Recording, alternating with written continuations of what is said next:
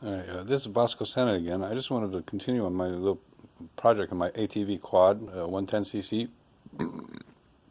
little Chinese thing. Excuse me. I was looking at my original Stator, and it had this coil, which weighs like half a pound.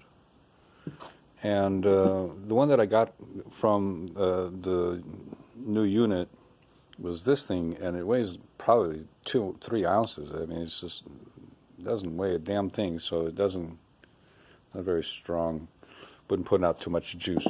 So the original also had a different wiring system, but it also had these different two of these coils, so it put out quite the amount of juice. And I figure, if that coil puts out a certain amount and this coil puts out a bigger amount, then having one coil, the bigger one, should put out a bigger amount of power.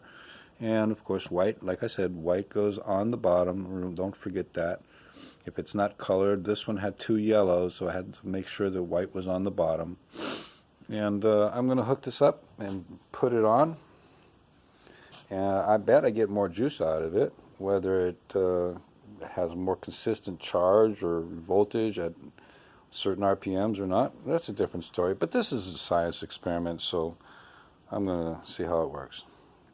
This is Vasco signing off.